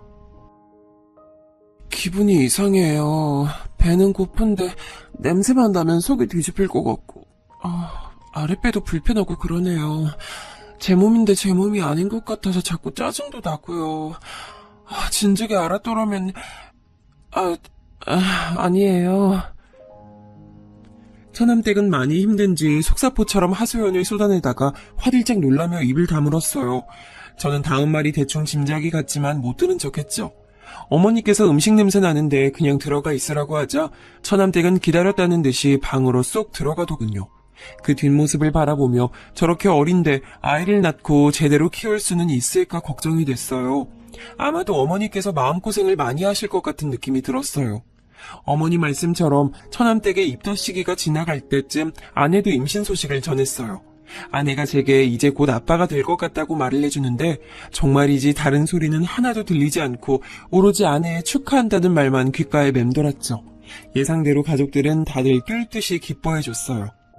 아내는 걱정했던 것보다도 입덧도 먹덧도 없는 편이었어요. 대신 잠이 많아져서 힘들어했죠. 차츰 아내 배가 불러오기 시작할 때쯤 처남댁은 어여쁜 여자아이를 출산했어요. 어머니께서는 첫 손주라 그러신지 기분이 묘하다고 하시더군요. 조리원을 나오자마자 처남댁은 복학을 하고 싶다고 말을 꺼냈어요. 어느 정도 예상은 하고 있었지만 이렇게까지 빠른 복귀를 원할 것이라고는 생각지 못했던 터라 가족들은 너나 할 것 없이 당황했죠. 죄송해요, 어머님. 어머님께 아이 맡겨두고 복학하는 게 이기적이라고 보실 수 있지만 지금 복학하지 않으면 시기적으로 계속 밀릴 것 같아서요. 처남댁은 학위를 빨리 따고 취직을 하겠다고 말하며 의욕을 불태우더군요. 결국 예상했던 것처럼 어머니께서는 황혼 육아를 시작하게 되셨죠. 한 가지 다행인 것은 아내가 몸이 무거워지면서 육아휴가를 내고는 함께 지낸다는 것이었어요. 얼마 후 아내는 튼튼한 남자아이를 출산했어요. 제게 아들이 생긴 것이죠. 어머니께서는 영판 저를 닮았다고 하시면서 눈이며 코며 아빠가 많이 보인다고 말씀하셨어요. 아이를 안아들고 나니 기분이 묘하더군요. 진짜 이 애가 내 아들인가 싶기도 하면서 이렇게 작은 아이를 앞으로 어떻게 키워야 하나 걱정도 됐고요. 하지만 아내는 생각보다 능숙하게 아이를 돌보더라고요. 연습의 결과물이 아니겠냐고 말하며 자신 있어 하는데 저도 웃음이 나더군요. 집에 아이가 둘이 있다 보니 확실히 분위기가 변했어요. 몇 달 차이 나지 않는다고 해도 하나는 집을 걸어 다니고 있었고 하나는 이제 겨우 뒤집기를 성공했을 뿐이었죠. 그렇게 정신없는 와중에도 처남댁의 얼굴은 잘 보기가 힘들었어요. 실험이 바쁘다면서 외박을 종종 하더라고요. 덕분에 어머니께서는 잠도 제대로 주무시지 못한 채 밤늦게까지 아이를 돌봐야 했죠. 아내는 그런 처남댁이 마음에 들지 않는 눈치였어요. 저 역시도 같은 마음이었고요. 처남은 투자받은 실험이 있어서 일이 많아진 것은 어쩔 수 없지 않느냐고 했지만 이렇게까지 아이에게 관심이 없는 것은 너무 심한 처사가 아닐까 싶더라고요. 처남도 나름 고충이 있는지 아내와 처남은 이 일로 크게 다퉜어요. 처남은 자신도 중간에서 충분히 괴롭다고 말하면서도 자세한 이야기는 하지 않으려고 했어요. 아무리 물어도 부부의 일이라고만 했죠. 그래도 효과는 있는지 밤에는 처남과 처남댁이 아이를 돌본다고 하더라고요. 우리 집 사고뭉치 준이가 어느 정도 걷고 뛸 무렵 저는 지방으로 발령을 받게 됐어요. 지방 현장에서 2년간 있어야 했죠. 한국이 커봤자 얼마나 된다고 어디든 차만 타면 금방이지 않겠느냐며 혼자 내려갈 생각이었어요. 그런데 타이밍도 참 어떻게 그렇게 잘 맞는지 아내 역시 저와 비슷한 곳으로 파견을 나가게 됐더라고요. 저희는 의논 끝에 지금 살고 있는 집은 전세로 주고 지방에 따로 집을 구해 지내기로 했어요. 어머니께는 자주 찾아뵙겠다고 말씀드렸지만 그게 어디 쉽나요. 막상 지방에 내려가서 생활하다 보니 주말마다 올라오는 게 힘들더라고요. 그래도 전화만큼은 매일 드리면서 안부 인사를 드렸어요. 지방으로 내려간 지 1년이 될 무렵 저는 한 가지 이상한 점을 느끼기 시작했어요. 어머니께서 살이 많이 빠지시고 표정도 어두워 보이셨죠. 전화로 안부를 물을 때도 길게 통화를 하지 않으려고 하시는 것도 이상했고요. 아내는 나이가 들어서 그런 것 아니겠냐고 보약이라도 한 채 해드려야겠다고 했지만 저는 건강의 문제가 아닌 것 같다는 생각이 들었어요. 그래서 아내에게 말해 1박 2일 동안은 처가에서 지내기로 했죠. 직접 만난 어머니는 몇 달 전에 봤던 것에 비해 살도 빠지고 많이 피곤해 보이셨어요. 안 되겠다. 어머니 모시고 병원에 좀 가보자. 괜찮아. 병원은 무슨. 그냥 나이 들어서 그렇지 뭐. 그러니까 어머니 더 병원을 가보셔야죠. 맞아 엄마. 어디 편찮으신 거 아닌가 한번 봐요. 저와 아내는 괜찮다는 어머니를 모시고 한의원에 갔습니다. 딱히 나쁜 부분이 있는 건 아닌데 전체적으로 기가 많이 약해진 것 같다고 스트레스 받는 일이 많은 것 같다고 하시더군요. 가슴 쪽에 열이 많이 몰려있다고도 하시고요.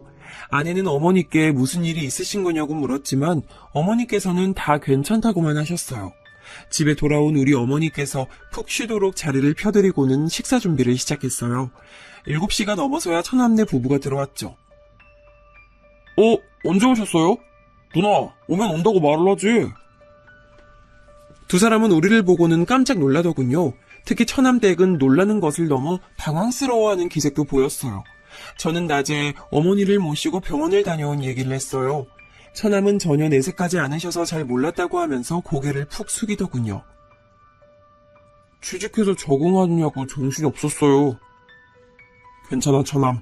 지금이라도 신경 좀 써드려. 저는 처남의 어깨를 두드려주며 약을 지었으니 잘 챙겨 드실 수 있도록 신경을 좀 써달라고 말했죠. 그리고 처남댁에게도 비슷한 부탁을 했어요. 어머니께서는 저녁 준비가 끝나 깨우러 들어갈 때까지 주무셨어요. 일어나신 어머니는 한결 개운한 얼굴로 나오셨어요.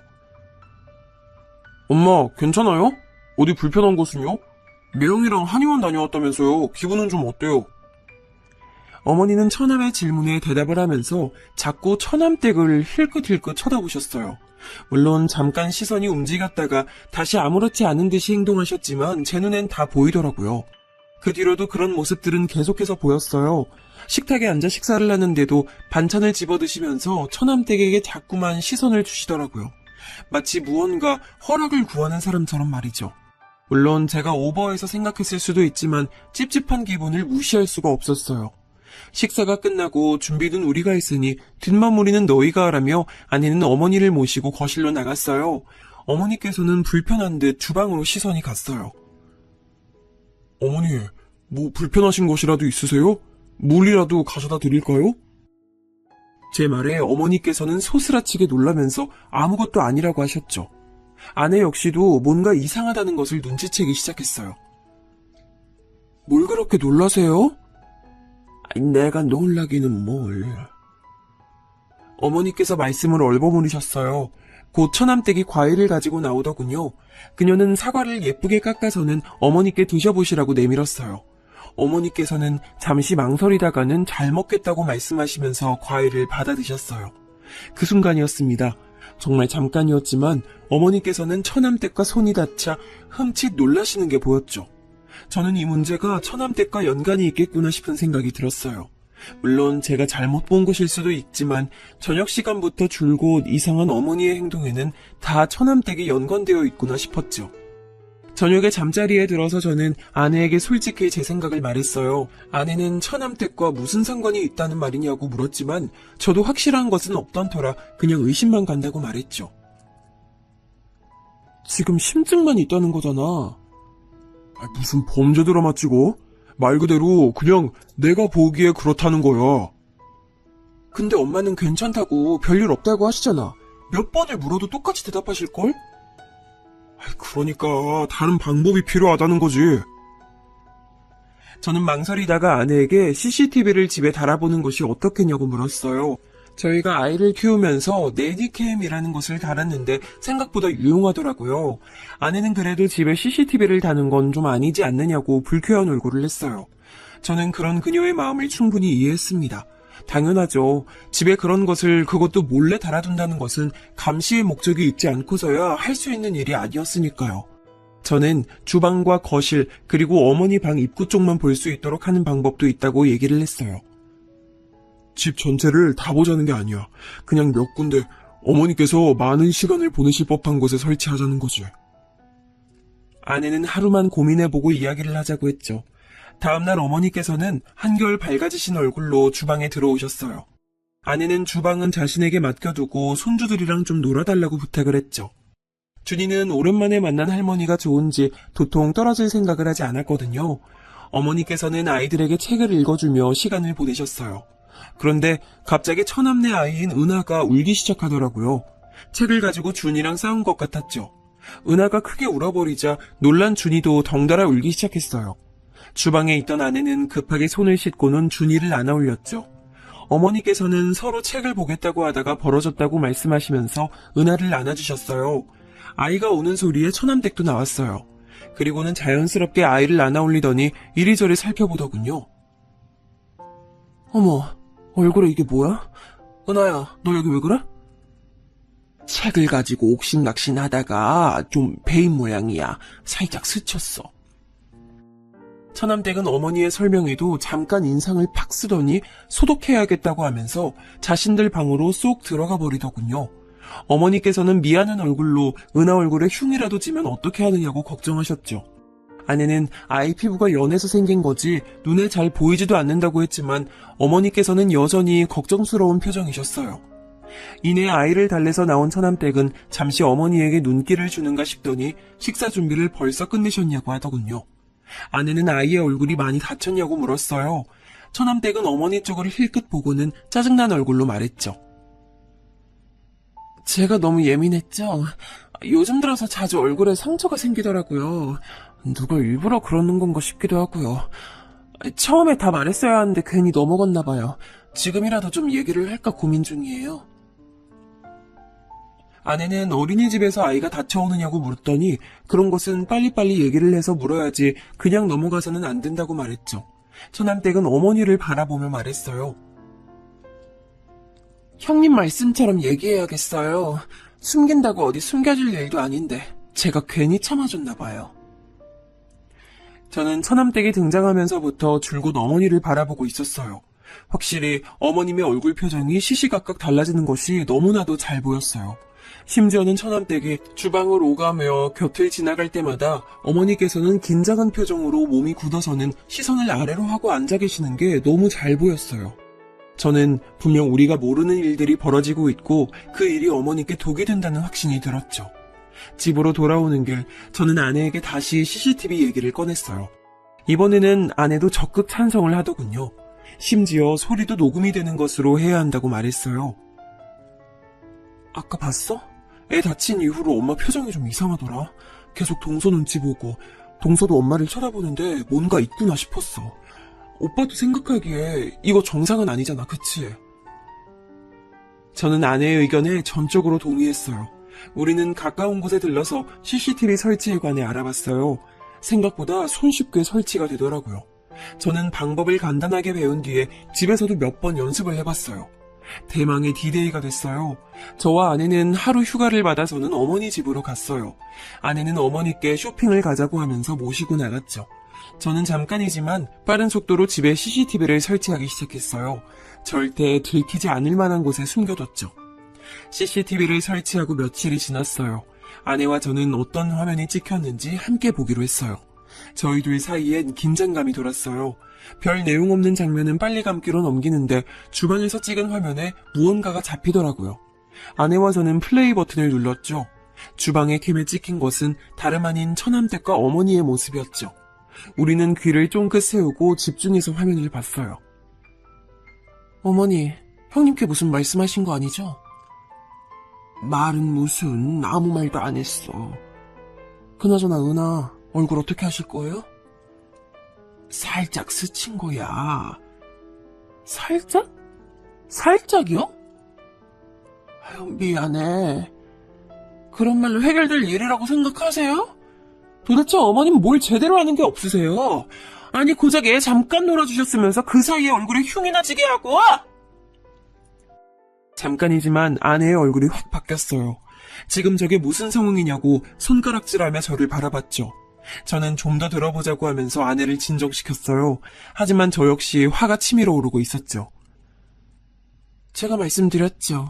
아무리 그래봤자 어머니 모시고 사는 사람 저라고, 형님네 아니라고. 조심할게. 처남댁은 뭐라고 중얼거리면서 어머니의 어깨를 확 밀치고 지나가더군요. 그 장면에서는 저도 참을 수가 없었어요. 지금 이게 무슨 상황인지, 왜 어머니께서는 아무 말씀도 못 하시는지 이해가 되지 않았죠. 아내는 더 볼 필요가 있느냐고 했지만 저는 좀 더 찾아보자고 말했어요. 식사를 마친 것인지 처남이 헐레벌떡 뛰어나가자 처남댁 역시 자리에서 일어나며 말했어요. 진짜 어머니 간이 왜 이렇게 뒤죽박죽이에요? 어떤 건 짜고 어떤 건 달고 일부러 이렇게 하신 거예요? 그게 무슨 소리야. 음식이 이상하다니. 그럼 제 혀가 문제란 말씀이세요, 지금? 처남댁이 불쾌한 듯 신경질적으로 말하자 어머니께서는 신경 쓰겠다고 말씀하셨죠. 주먹을 쥐고 있는 손에 저절로 힘이 들어가는 게 느껴졌어요. 그리고 손바닥이 따끔하더군요. 너무 세게 쥔 나머지 손톱이 손바닥을 파고들었기 때문이었어요. 저는 좀 더 뒤로 돌렸어요. 이번엔 처남댁이 퇴근하는 모습이 보였어요. 아직 대낮인데 벌써 마치고 들어오나 싶었어요. 처남댁은 오자마자 인사는 어디 가고 없고 어머니 방으로 들어가더니 가방을 하나 가지고 나오더군요. 제가 생신 때 선물해드린 명품백이었어요. 그리고는 자기 방으로 들어가서 화려하게 옷을 바꿔 입고 나왔어요. 한쪽 손에는 빨래거리로 추정되는 것을 쥐고 있었고요. 저 오늘 친구들이랑 약속 있어요. 늦을 테니까 밥 챙겨 먹이세요. 그 애도 오늘 늦는다고 하고. 그래. 그리고 제발 부탁인데 빨리 하실 때 신경 좀 쓰세요. 도대체 언제까지 말씀드려야 돼요? 드라이 하는 거는 그냥 맡기시라고요. 왜요? 돈이 아까우세요? 처남댁은 쥐고 있던 옷을 어머니 발 근처로 던지며 말했어요. 어머니께서는 옷을 주워들고는 이리저리 돌려보시는가 싶더니 이내 미안하다고 하시더라고요. 이 옷이 얼마짜린데 진짜 아깝게. 아니, 도대체 그동안 살림은 어떻게 살아오신 거예요? 믿을 수가 없네. 미안해. 드라이 하는 건 줄 몰랐어. 어머니, 제가 미안하다는 소리 그만 듣겠다고 했죠? 미안할 행동을 하지 말고 처음부터 좀 똑바로 하시라고요. 왜요? 억울하세요? 저한테 이런 소리 듣는 게? 어머니께서는 아무 말씀도 못하시고 고개를 저으셨죠. 저는 아내에게 더 이상 볼 필요가 없을 것 같다고 하면서 당장 어머니를 모시고 오자고 말했어요. 지금 어머니 모시고 오는 게 문제야? 전혀 머리채를 내가 다 뽑아버릴 거야. 감이 어디다 대고. 아내는 잔뜩 흥분한 상태로 어디론가 전화를 걸고 있었죠. 야, 이 등신아, 너 지금 어디야? 누나, 갑자기 뭔 소리야? 화가 잔뜩 난 아내는 처남에게 전화해 다짜고짜 소리를 질러댔어요. 처남은 영문도 모르고 이게 무슨 일이냐고 묻기만 했죠.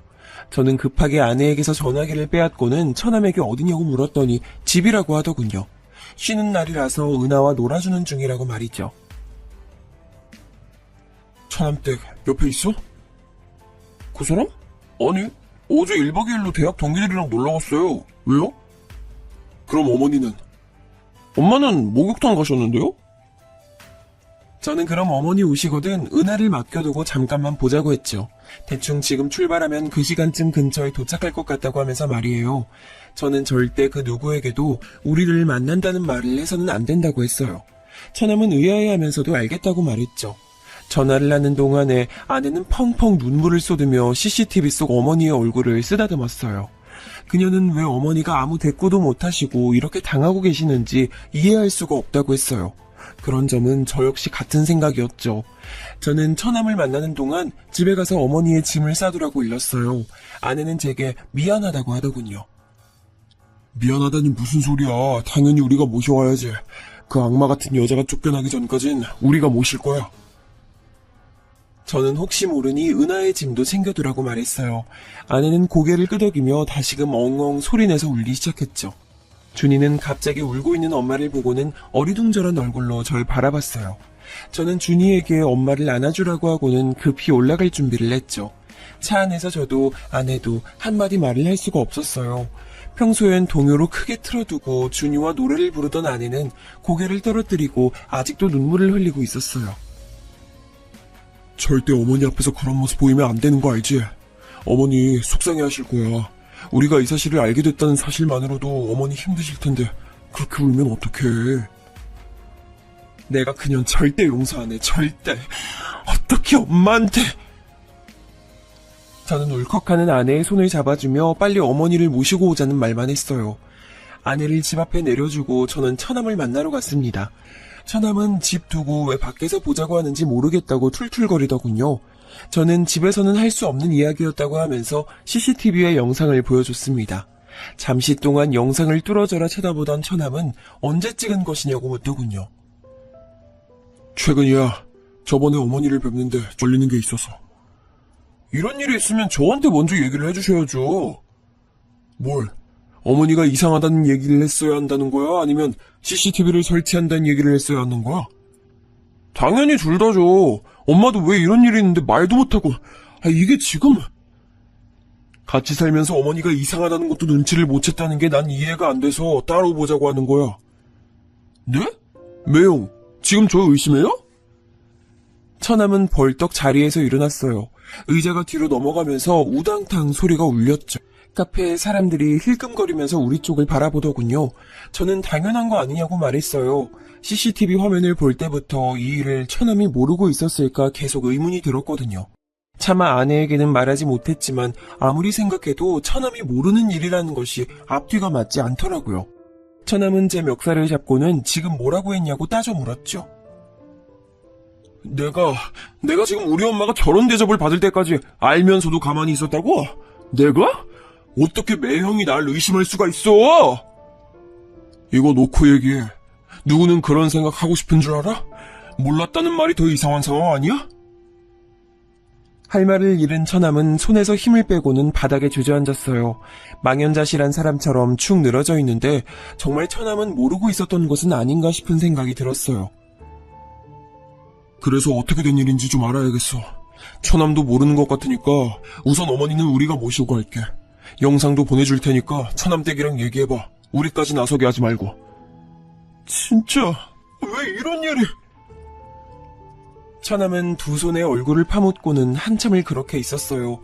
그때 전화가 들어왔어요. 아내였죠. 아내는 지금 당장 집으로 오라고 다급하게 말했어요. 저는 깜짝 놀라 처남에게 급히 집으로 가자고 말했죠. 다행히 멀리까지 나온 것이 아니라 금방 집으로 들어갔어요. 집에는 언제 왔는지 처남댁이 와 있더군요. 처남은 다짜고짜 처남댁에게 다가가서는 그녀의 양팔을 붙들고 소리를 질렀어요. 너 왜 우리 엄마한테 왜 그랬어? 갑자기 왜 그러는데? 당신도 형님도 이게 다 무슨 일이야?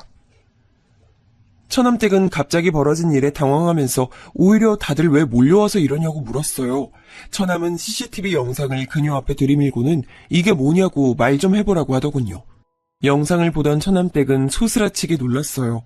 그리고는 집안을 두리번거리며 CCTV를 찾기 시작했죠. 어떻게 집에 CCTV를 설치할 수 있어? 나한테 한마디 말도 없이? CCTV 내가 설치했다. 어쩔래? 네가 하도 우리 엄마한테 수상하게 굴길래 설치했어. 안 했으면 어쩔 뻔했냐? 너 이렇게 못돼 처먹은 짓을 하는데 모르고 있었을 거 아니야? 아내가 버럭 소리를 질렀어요. 어머니께서는 온몸을 떠시며 준이와 은하를 품에 안고 계셨죠. 저는 방에 들어가 계시라고 말씀드렸어요. 안방으로 들어가는 순간까지도 어머니는 거실에 모인 식구들의 눈치를 보셨습니다. 형님, 이거 사생활 침해예요. 어떻게 동생네 가족이 사는 집에 CCTV를 설치하세요? 사생활 침해? 그래, 내가 사생활 침해 좀 했다. 그러는 너는 우리 엄마한테 그따위로 행동하는 건 잘한 일이고? 그거는... 근데 제가 말이 좀 심하긴 했는데요.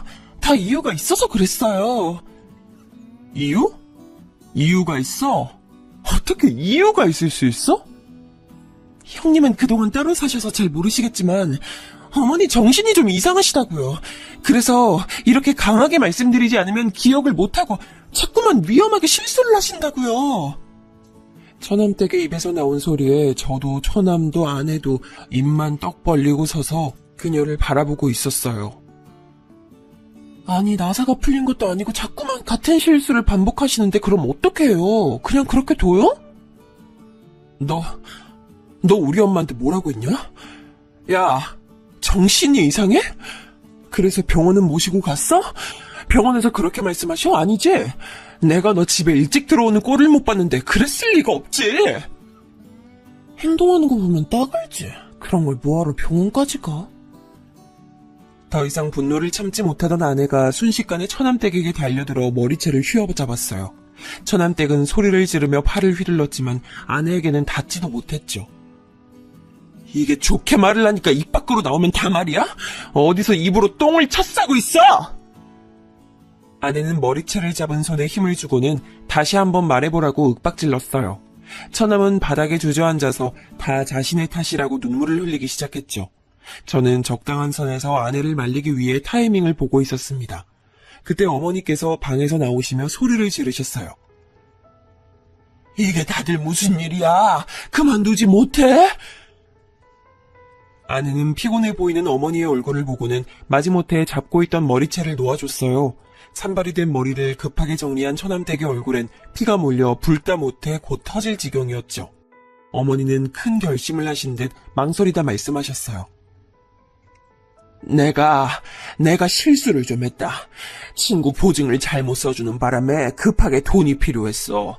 안 그랬다가는 이 집을 날리게 생겨서 그래서 돈을 빌렸는데 그걸 갚을 방법이 마땅치가 않았어.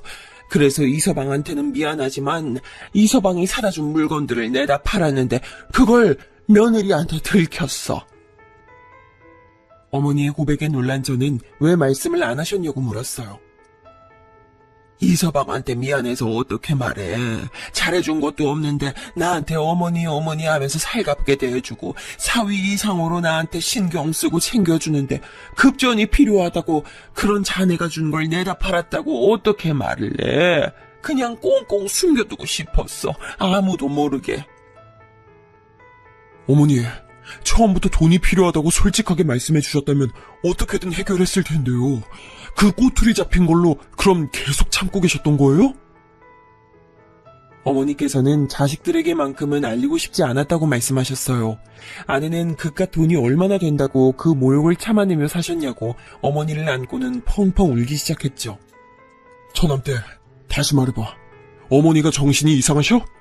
어떻게 눈 하나 까딱 안 하고 그런 말을 하지? 처남댁은 어머니가 다 터뜨리실 것이라고는 전혀 생각하지 못한 듯 입술을 깨물고는 이리저리 눈동자를 돌리고 있었어요. 딱 봐도 이 상황을 어떻게 하면 빠져나갈 수 있을까 고민하는 눈치였죠. 처남은 단단히 결심한 얼굴로 말했어요. 이렇게까지 왔는데 내가 미쳤다고 너랑 살겠냐? 이혼하자, 이혼. 나는 너랑 죽어도 못 살아. 처남이 이혼을 언급하자 처남댁의 얼굴이 확 달라졌어요. 눈을 시퍼렇게 치켜뜨고는 죽어도 이혼은 못한다고 소리를 질렀죠. 옆에서 지켜보는 제가 다 소름이 돋을 정도였어요. 하지만 화가 머리끝까지 난 처남도 만만치 않더군요. 처남은 이런 상황에서 어떻게 같이 살 수 있느냐고 당장 나가라고 소리를 높였어요. 하지만 처남댁은 눈 하나 깜빡하지 않고는 오히려 이 모든 일을 처남 탓으로 돌렸어요. 이게 다 너 때문이야. 그날 내가 너랑 자지만 않았어도 은하만 생기지 않았어도 내가 이렇게 살 사람인 줄 알아? 너 때문이잖아. 처남댁이 고래고래 소리를 지르며 자기 인생을 돌려달라고 말도 안 되는 억지를 부리는 동안 아내는 어머니를 모시고 나가자고 말했어요. 저는 아이들 가방을 어깨에 걸치고는 은하와 준이를 양팔에 안아 올렸죠. 고성이 오가는 모습에 아이들도 잔뜩 겁을 먹은 것 같았어요. 저는 눈 딱 감고 있으면 금방 지나갈 것이라고 말하며 아이들을 꼭 안으며 현관을 나서려는데 갑자기 처남댁이 은하를 부르며 달려들었어요. 다행스럽게도 더 가까이에 있던 처남이 빠르게 그녀의 팔을 낚아챘죠. 내 새끼 데리고 어딜 가? 아내는 처남댁을 싸늘하게 노려보며 말했어요.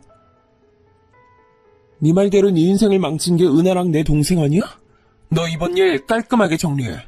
그때까지 어머니랑 은하는 우리가 데리고 있을 테니까. 누나, 고마워. 죄송해요, 엄마. 감사합니다, 매형. 우리는 길길이 날뛰는 처남댁을 뒤로하고 집을 나섰습니다.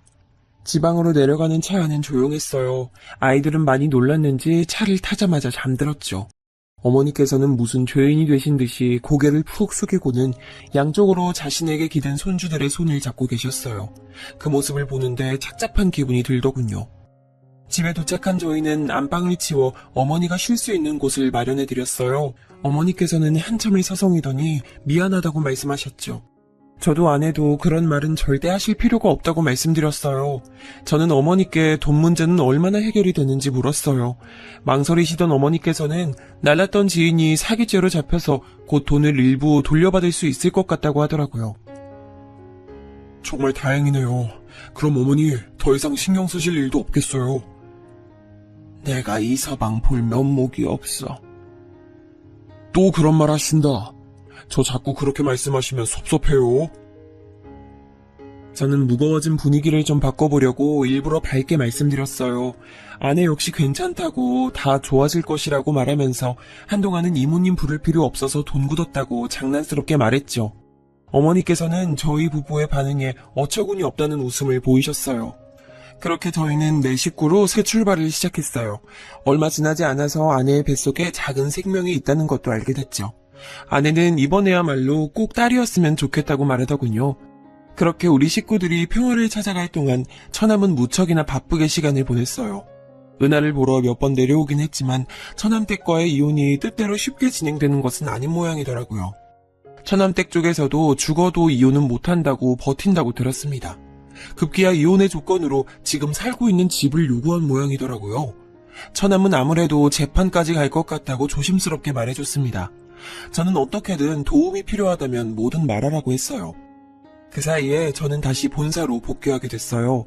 예전에 살던 집으로 다시 돌아갈까도 생각했지만 아직 마무리되지 않은 시점에서 처남댁과 오고 가며 부딪히는 일은 만들고 싶지 않아 다른 동네에 집을 알아보았답니다. 전세로 주던 집은 팔아버렸죠. 다시 올라간다는 말에 어머님께서는 많이 불안해하셨지만 이내 다른 동네라는 사실에 안도하시는 눈치였어요. 말씀은 안 하셨지만 처남댁과의 일이 마음의 상처로 남은 것 같았습니다.